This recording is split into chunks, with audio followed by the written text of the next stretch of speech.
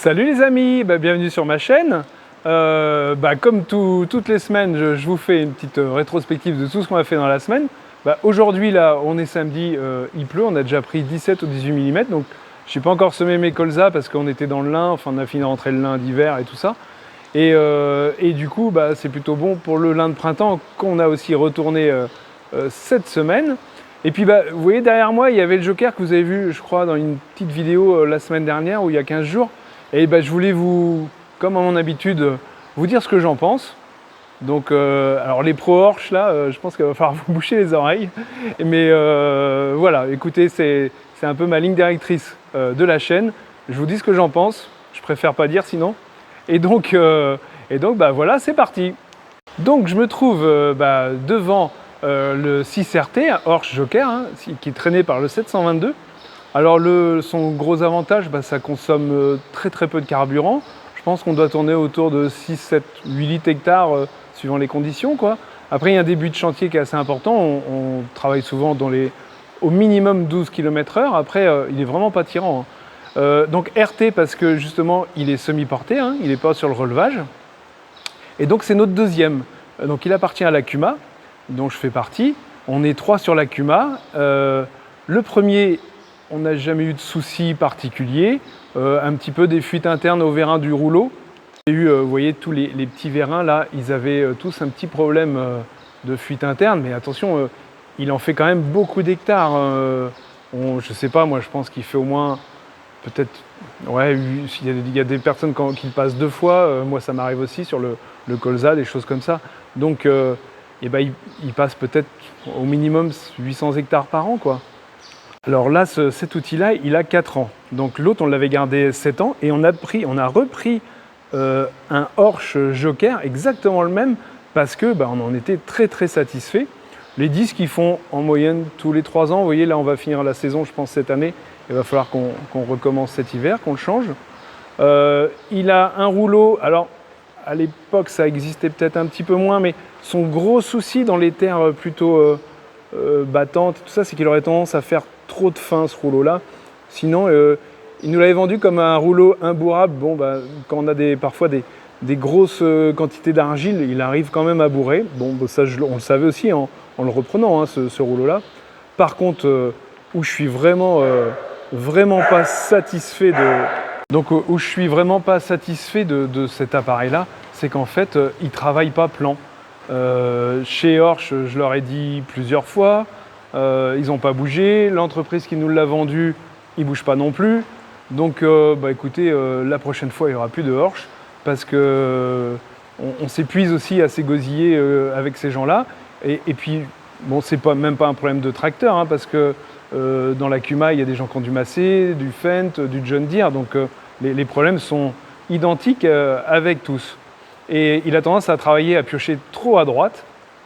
Donc quand vous en parlez aux gens, ils vous disent il n'y a pas de souci, on va passer, on est les plus beaux, on est les meilleurs. Enfin, sauf que nous, on ne voit personne. Donc là, je pense dans 2-3 ans, on le change. Je ne sais pas ce qu'il y aura, mais il n'y aura sûrement pas de Orch.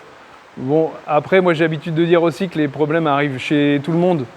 Et on voit aussi la qualité d'un constructeur, la façon qu'il résout qui peut résoudre tous ces problèmes.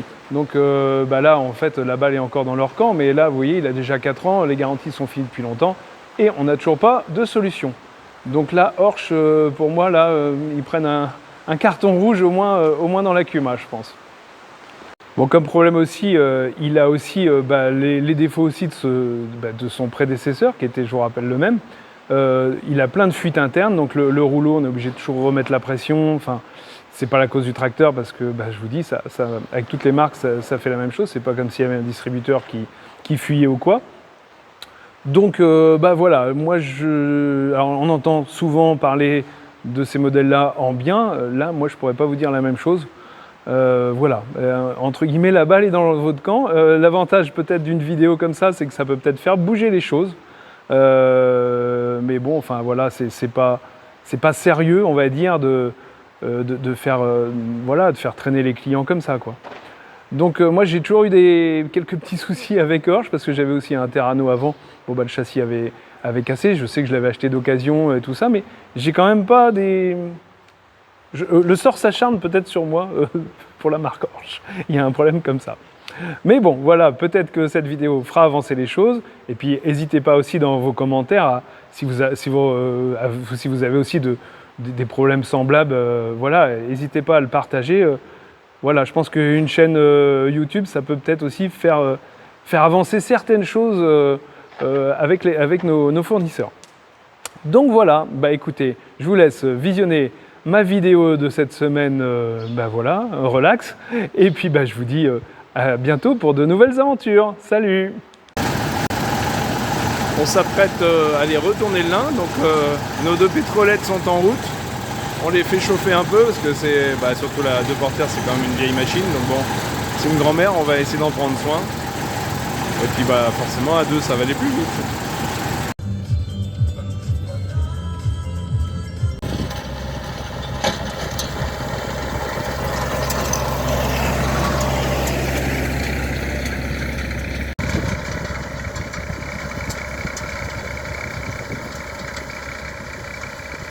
Bon, vous voyez, moi j'ai pas la cabine. Donc comme vous pouvez voir, elle travaille aussi bien que la de honte qui est beaucoup plus récente.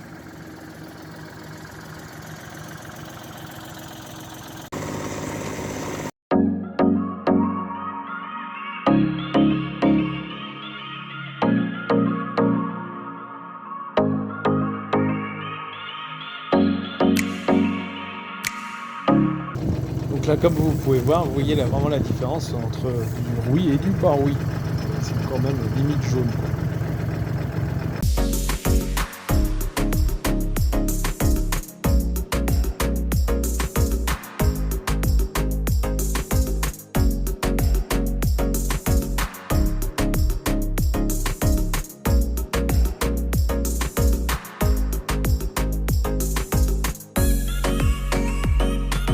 Bon, et bien aujourd'hui, on recommence le lundi matin par du broyage. Là, on a une plante médicinale à broyer, elle a été récoltée.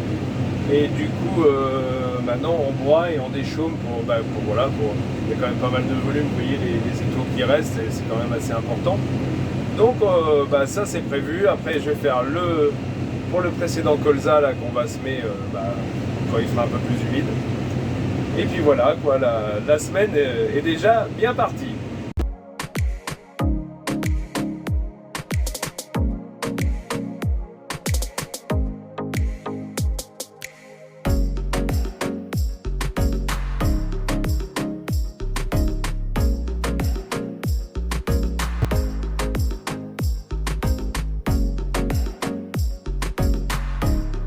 Et mon fils a trouvé un petit lièvre. Et je pense que là, même si c'est pas bon de toucher les animaux, je pense qu'il lui a sauvé la vie.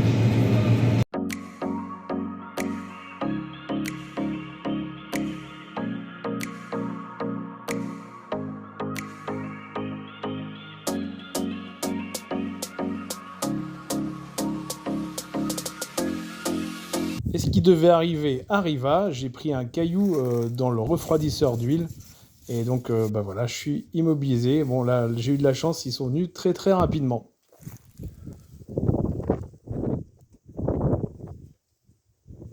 Bon, aujourd'hui, je commence par un échantillon de 6 pieds de pommes de terre, là, de la variété Nazca.